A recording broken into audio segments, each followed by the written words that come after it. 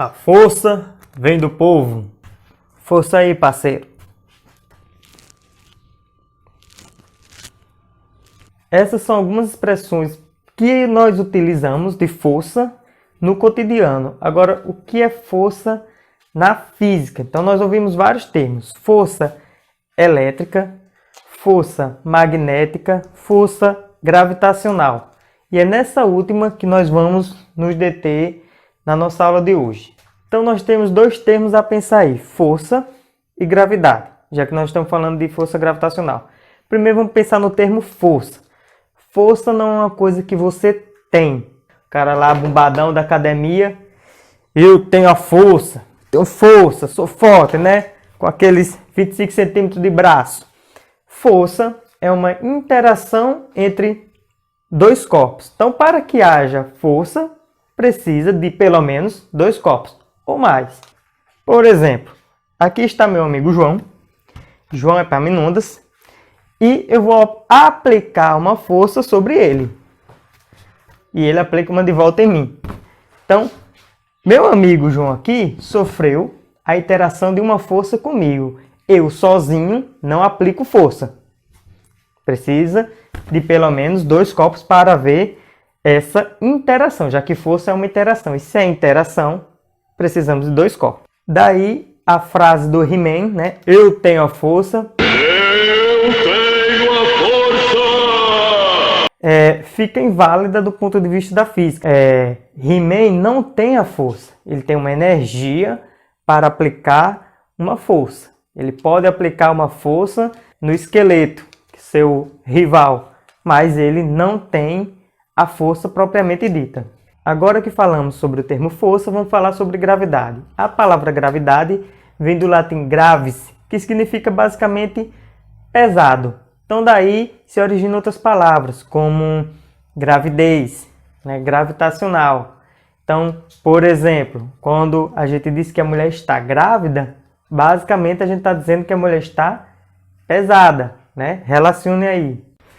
Então, está a mulher grávida, quer dizer que ela está pesada, ou seja, ela está com um peso, uma massa maior no seu corpo, né? E quando ela diminuir essa massa, ela não está mais grávida, não está mais pesada. Então, o termo gravidade se refere a isso aí. Foi isso que esse termo que Isaac Newton utilizou, né, para desenvolver suas leis. Este termo foi utilizado para explicar a queda dos corpos. Então, diz a lenda que estava Isaac Newton, vou desenhar Isaac Newton aqui bem bonitão.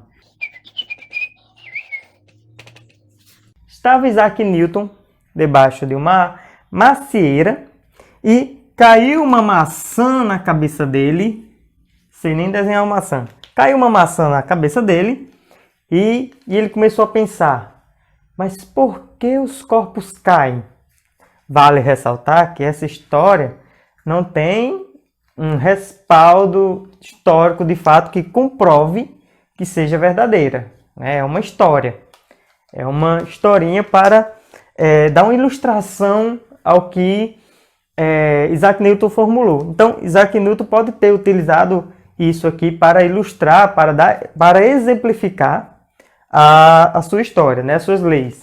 Mas por que os corpos caem? Aí vem a lei da gravitação universal de Isaac Newton. Esse cara bonitão aqui que eu desenhei muito bem. E, segundo essa lei, né, massa atrai massa. Então, todo corpo que tem massa atrai outro corpo que tem massa. Então, não é só o planeta Terra, esse redondão bonito, que o povo diz que é plano, que atrai os nossos corpos. Todo corpo que tem massa atrai outros corpos que têm massa. Então, você atrai quem está aí do seu lado. Por exemplo, eu e meu amigo João Epaminondas temos uma atração aqui, só que nós não percebemos. Por quê? Primeiro, porque nossas massas são muito pequenininhas, comparadas à massa da Terra. Segundo, tá aí, a massa da Terra é muito maior, o que faz com que a atração que a gente sente pela Terra seja muito maior. Ao passo que a Terra atrai nossos corpos atraem a Terra também. Então, tá aí o fundamento da gravidade, né? Massa atrai massa. E Isaac Newton utilizou isso aí também para explicar por que a Lua gira em torno da Terra? Por que a Terra gira em torno do Sol? Então vamos lá. Tudo está relacionado à gravidade. Aqui é a Terra. Redondão, bonitão. E sobre a Terra aqui, nós temos, aqui num ponto da Terra, nós temos uma montanha. Isso aqui é o que Isaac Newton, pensou para explicar um corpo em órbita e relacionar isso com a gravidade. E sobre essa montanha está eu. Estou eu, E sobre essa montanha estou eu. Muito bonitão. Então eu vou jogar uma pedra. Quem está aqui embaixo é Epaminondas. Vou jogar uma pedra no Epaminondas. Se eu jogar com muita força, essa pedra vai cair aqui, com muita força.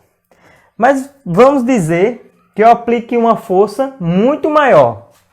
Essa pedra vai cair um pouco mais distante. Vou até trocar a cor aqui para ilustrar melhor. Se eu aplicar uma força ainda maior, veja que a pedra vai começar a cair mais distante, vai seguindo a curvatura da Terra. Porque ela está constantemente caindo, só que eu joguei com uma força tão grande que ela foi cair muito longe já fazendo curva com a Terra. Porque ela faz essa curva por causa da ação gravitacional. Se eu jogar com muito mais força, e se eu jogar com uma força absurdamente grande, bate aqui na minha cabeça. Eu digo que a pedra entrou em órbita. Então, quando a Lua está girando em torno da Terra, ela está constantemente caindo. Só que ela cai com uma velocidade tão grande que nunca chega de fato a cair. Ela está em órbita. O mesmo acontece com a Terra girando em torno do Sol. Se não acontecer nada que atrapalhe essa órbita, essa velocidade, como o atrito no espaço é mínimo, a gente nunca vai cair. Vai continuar constantemente em órbita. Então, esse princípio é utilizado, por exemplo, quando o cara vai colocar o satélite em órbita.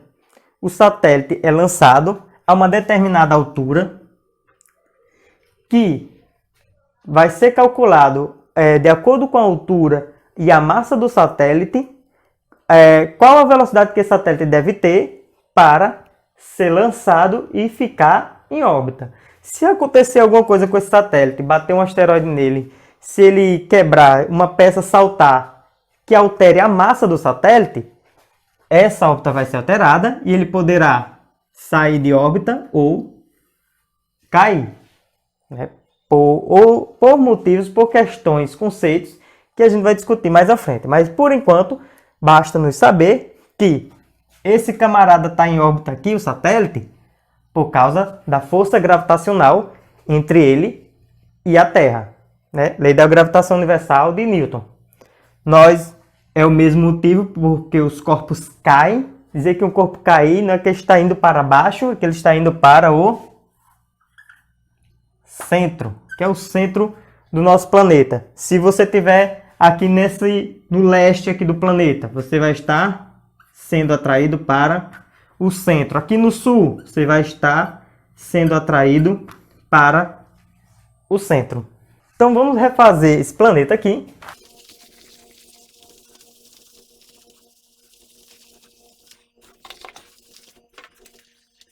Então está aqui o planeta Terra de novo.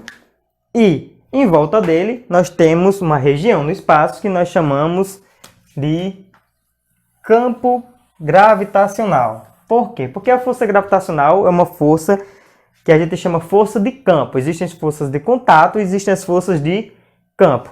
Então, a força de campo, ela age à distância. Então, nós temos exemplo aí, por exemplo, a força elétrica, a força magnética, Você pega dois ímãs, você aproxima o ímã e o ferro magnético, você aproxima, haverá uma interação entre eles, uma atração. Então, isso ocorre porque é uma força de campo. A mesma coisa a força gravitacional. Você não precisa estar colado com o corpo, não precisa haver contato para que haja atração. Essa atração ocorre à distância. E campo aqui, que eu estou falando, é uma região do espaço. Quando eu falo região do espaço, é aquela região em volta do corpo onde essa força tem alguma ação. Por exemplo, você está lá na sala de aula com seus colegas, a sala está lotada, você está lá no centro da sala. Está você aqui no centro da sala e seus colegas estão em carteiras organizadas perto de você. Deixa eu botar mais colegas aqui, é uma sala bem cheia. Então, você solta um pum, daqueles bem fedorentos. À sua volta, existe uma região que seus colegas sentirão um forte odor, né? Aquele cheiro bem forte do seu pum. Esses seus colegas aqui estão no campo de cheiro, no campo de fedor do seu pum. Então, quer dizer que esses outros aqui não sentirão? Eles poderão sentir também, porque eles também estão dentro desse campo, só que eles vão sentir com menos intensidade. Quem está aqui perto de você vai chupar aquele cheiro todinho. Quem está mais distante vai sentir bem mais leve. Mas todos estão aqui dentro de uma região do espaço que a gente vai chamar campo de cheiro do seu pum. Essa região do espaço que é a atração de corpos da Terra, onde tem a Lua, os outros satélites que são artificiais, nós chamamos de campo gravitacional da Terra, assim como aqui tem o campo de cheiro na sua sala.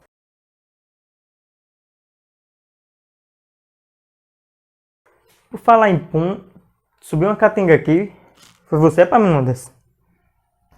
Mostra a cara aqui. Tá com cara que foi ele.